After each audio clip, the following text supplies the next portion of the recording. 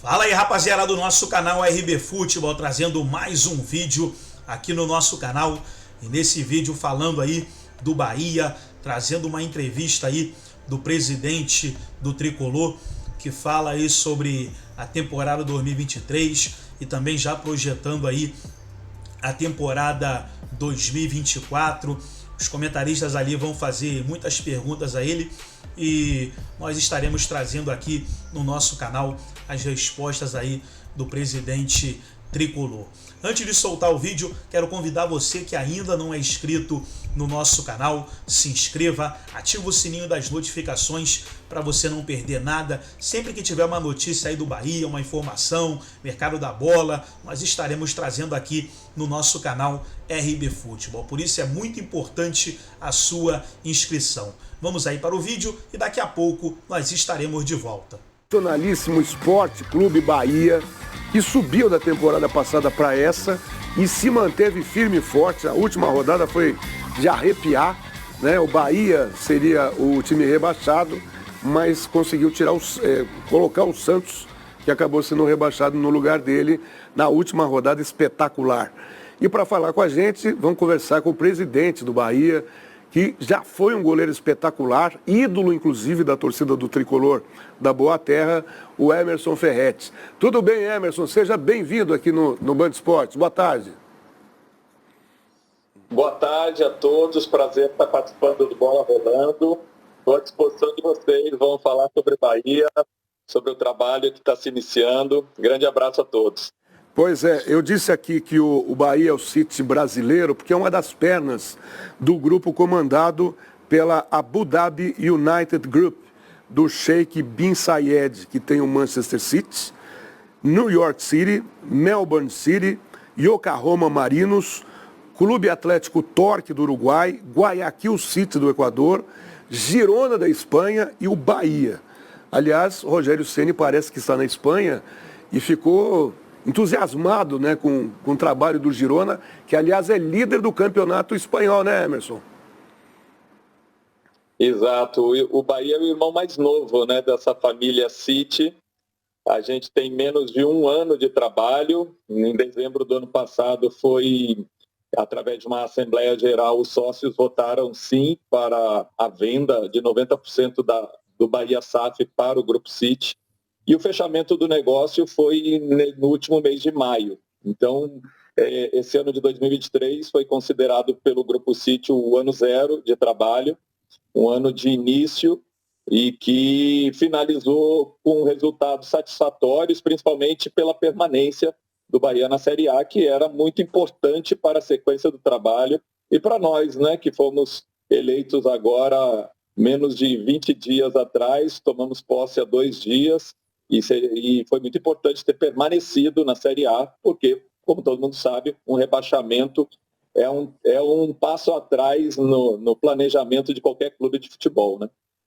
Vou passar a bola para os companheiros. Só uma curiosidade. Torcedor do Bahia já está aceitando na boa a camisa azul, Emerson?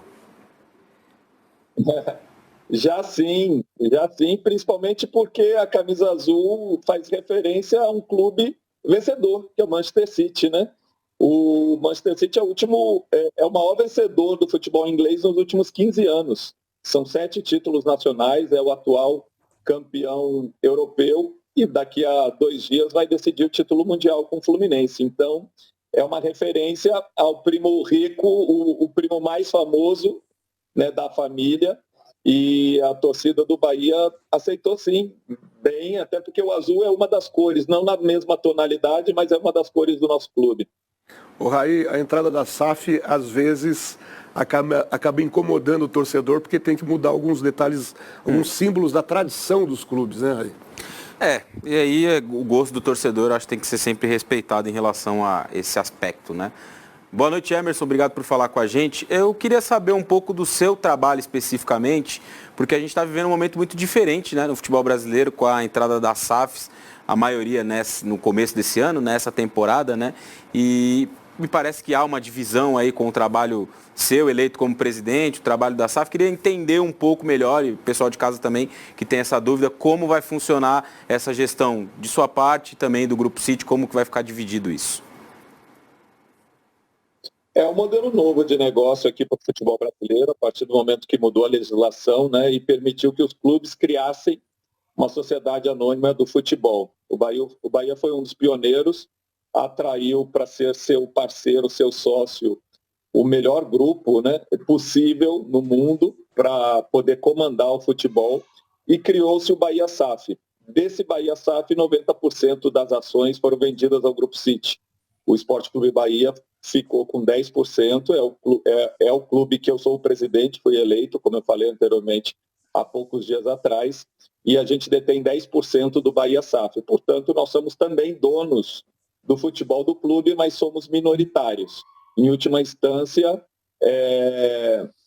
as decisões todas são definidas, né, pelo Grupo City, em comunicação direta, inclusive com a sede em Manchester, né? Nós acompanhamos o trabalho dia a dia, temos a oportunidade de também dar nosso parecer, mas, em última instância, as decisões são todas tomadas já pelo Grupo City, que tem 90%, é majoritário. Léo?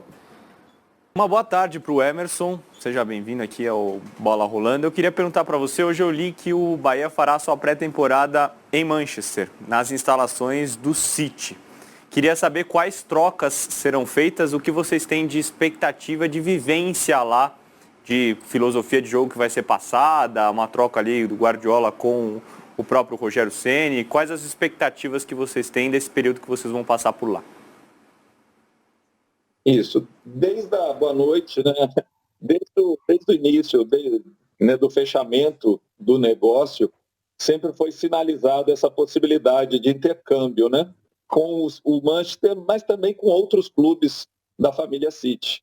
Então, é uma realidade conversada dentro do Grupo City, esse intercâmbio de profissionais e também a possibilidade até dos times acabarem se encontrando, se enfrentando, enfim, trocando experiências. Essa vai ser a primeira experiência do Bahia. Na verdade, vão ser em torno de quase 12 dias, quase 2 semanas de preparação em Manchester, para poder justamente aprimorar todos os profissionais que hoje defendem e trabalham pelo Bahia. Todos os profissionais que forem a Manchester para essa pré-temporada vão sair de lá muito mais enriquecidos, né? Com toda a possibilidade de aprendizado que vão ter junto aos profissionais do Grupo City. Vai ter todo um acompanhamento para que se possa dar o melhor ao Bahia nessa preparação e que seja uma base muito bem feita para o ano que a gente vai ter ano que vem, né, em 2024, porque a expectativa é de resultados melhores no futebol do clube, né, já que os ajustes necessários estão sendo feitos para que a gente já comece a ter resultados relevantes. Ontem a gente conversou, né, Vitão, com o presidente, ex-presidente, agora CEO do Fortaleza, Marcelo Paz, e eu sempre digo que a gente tem um compromisso estreito com o futebol do Nordeste, que é uma potência. Durante muito tempo, a região Sudeste, Sul, as regiões Sul, Sudeste, fecharam os olhos para aquilo que significa o futebol, a potência do futebol do Nordeste. Boa noite, Emerson. Emerson, que foi um grande goleiro, aproveitando a presença dele para dar uma notícia triste. Acabei de receber aqui do Juventus.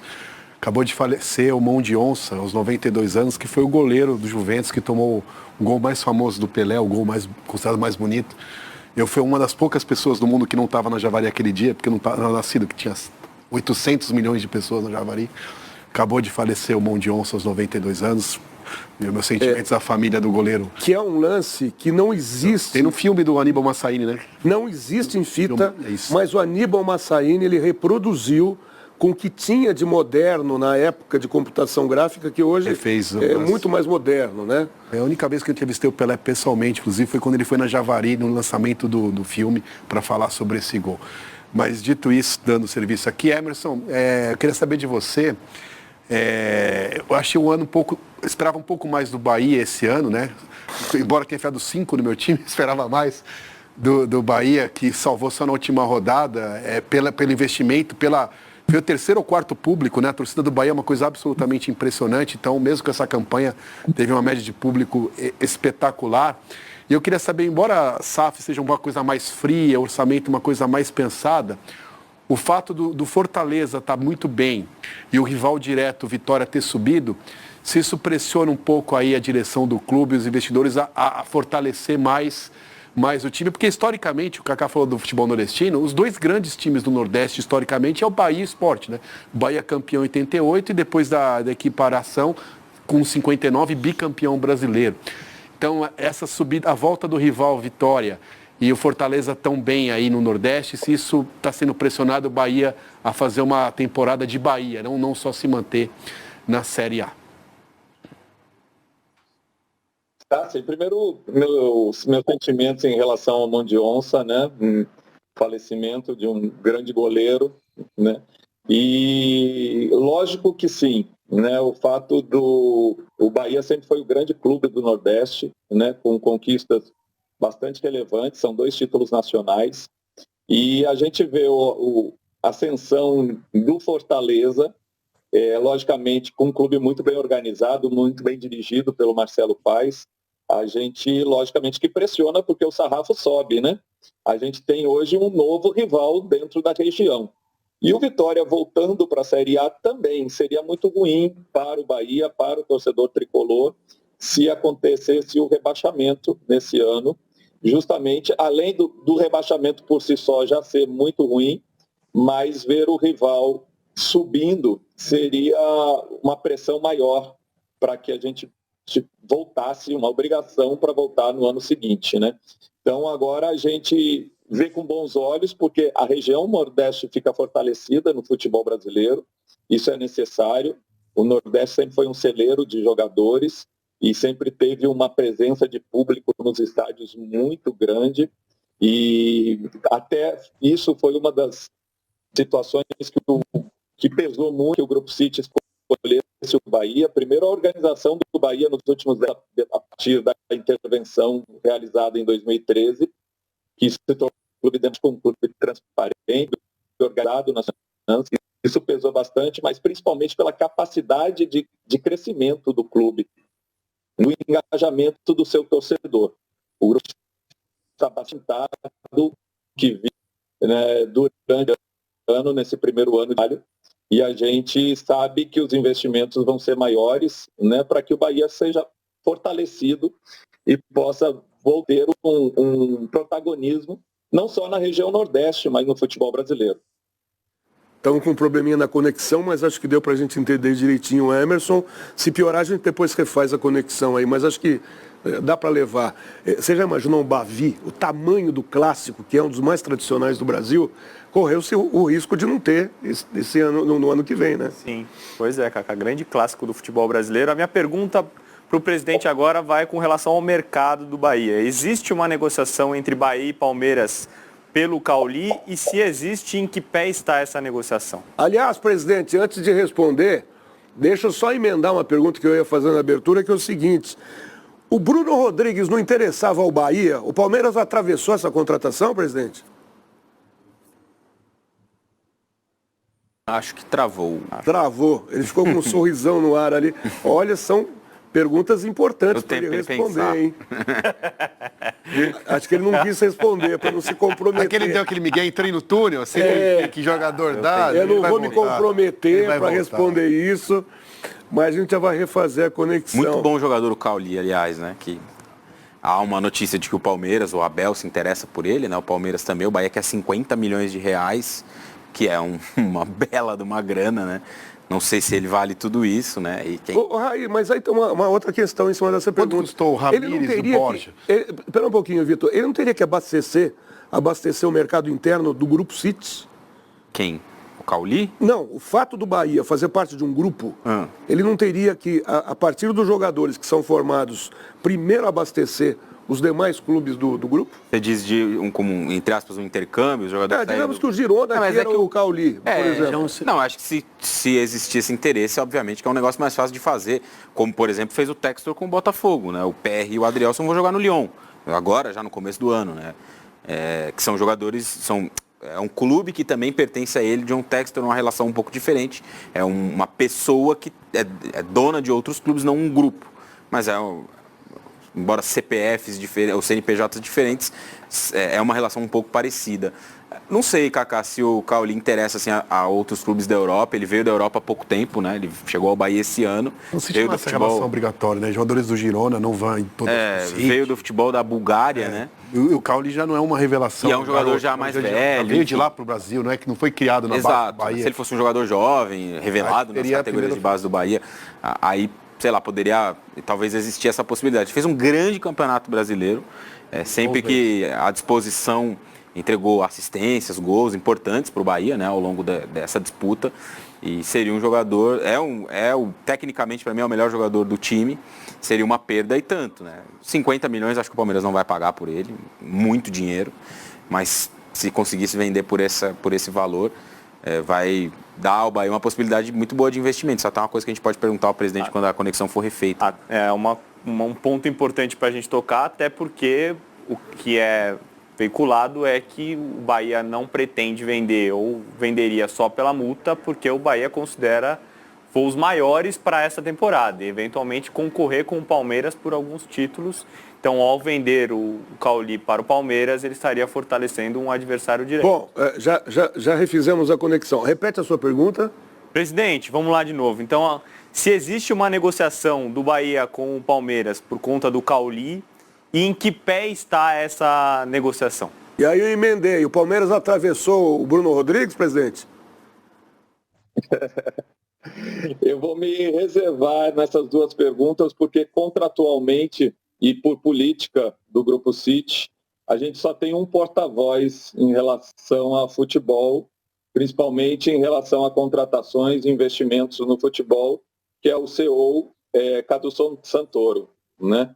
Então, a gente está chegando agora, ainda não teve uma reunião com o Cadu, né? O Cadu não está em Salvador neste momento, e só ele dentro da política do clube que fala sobre contratações e investimento do clube, né? Então, assim que o clube se posicionar em relação a essas duas situações, né, de Cauli e Bruno Rodrigues, terá, através de Cadu Santoro, comunicado a toda a sociedade, aos torcedores, né, que também estão interessados nesse assunto, né? Ô, presidente, tira essa dúvida que a gente colocou aqui.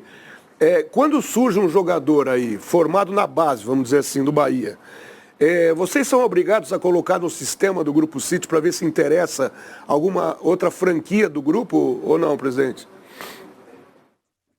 Todos os ativos do futebol do Bahia, né, e aí entram todos os contratos dos atletas, toda a divisão de base, foram passados para o Bahia SA, né, para o Bahia SAF. Então, eles já têm, quando surge qualquer atleta do Bahia na divisão de base, eles já têm o monitoramento disso, e aí eles decidem sobre o aproveitamento no próprio Bahia ou então em algum outro clube. Esse ano mesmo, um atleta nosso, do nosso juvenil, sub-17, passou um período de treinamentos no Manchester City, eu acredito, eu não me lembro exatamente quanto tempo, mas eu acho que em 2 semanas, em Manchester, treinando também, já dentro da política de intercâmbio, né? E também de aprimoramento dos nossos profissionais, inclusive nossos jogadores.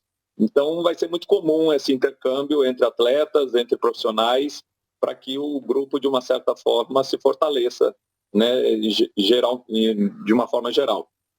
Ou seja, em última instância, quem tem a palavra final é o Guardiola. Tipo, interessa aí? Se não interessar, aí você faz o que você quiser com o jogador. Pois é. Fala, Léo. Presidente, ontem a gente falou com o Marcelo Paz, como o Kaká já trouxe aqui, do Fortaleza, eu perguntei para ele sobre modelo de jogo. O Grupo City passa alguma diretriz para vocês de como eles esperam que o Bahia, como equipe, se comporte dentro de campo? Sim, eles têm sim uma diretriz em que é conversada internamente, inclusive qual ela, não pode inclusive ser externada, mas existe sim um plano de jogo que é delineado pelo Grupo City e que é de acordo com o futebol local, né, é colocado em prática. Mas isso tudo é trabalhado internamente, toda a montagem de elenco com o treinador também é discutido dentro de um projeto de trabalho que vem delineado principalmente pela sede lá em Manchester, né? Ô, presidente, para finalizar da minha parte, eu não sei se os companheiros ainda têm alguma pergunta, como é que é o papo de goleiro para goleiro, quando você conversa com o Rogério Ceni? Um chama o outro de frangueiro, como é que vocês se relacionam? O Bahia agora nas mãos dos goleiros, né? Tanto no comando técnico quanto no comando do clube. Um grande prazer trabalhar com o Rogério. Eu tive o privilégio de enfrentá-lo várias vezes, inclusive quando eu ganhei a bola de prata em 2001.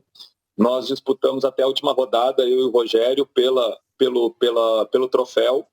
E eu tenho o maior respeito pelo profissional, pela pessoa, pelo profissional vencedor que o Rogério foi e continua sendo agora na função de treinador.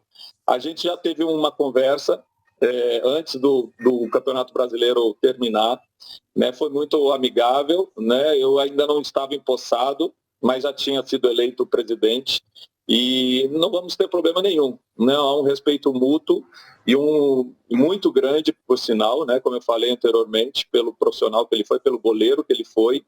E logo após o Bahia vencer o Atlético e permanecer na Série A, o Rogério viajou e a gente não esteve mais. Então, quando voltar de férias aqui, a gente vai ter a oportunidade de sentar, reunir com ele e aí aproximar mais essa amizade, tanto pessoal quanto profissional, né? De dois goleiros que agora estão em outras funções comandando o Bahia.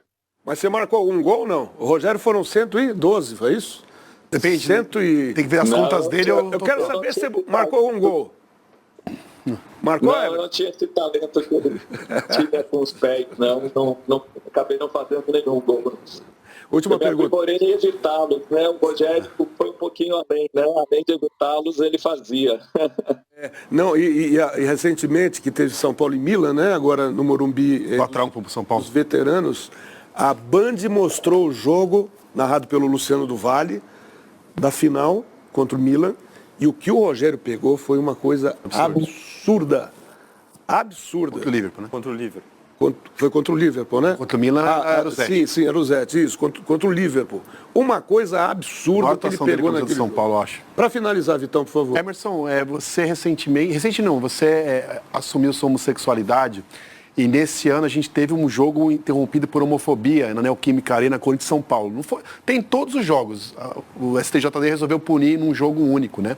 Eu queria saber essa sua posição pública num clube tão importante, de tanta torcida e de massa, numa posição de hierárquica de presidente, como esse seu posicionamento público pode ajudar no combate à homofobia, talvez num dos meios mais preconceituosos da sociedade. A sociedade já é preconceituosa de forma geral, talvez o futebol esteja no top do preconceito das categorias da sociedade. Como a sua posição num clube tão importante no Nordeste, né?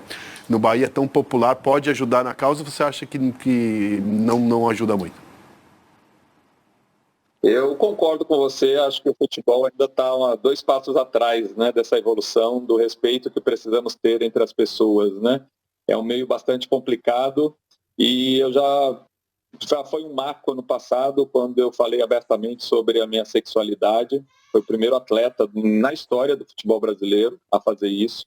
E agora, eleito presidente, novamente é um marco, né? Porque é a primeira vez que um clube do futebol brasileiro, né, principalmente um grande clube do futebol brasileiro, é comandado por uma pessoa LGBT.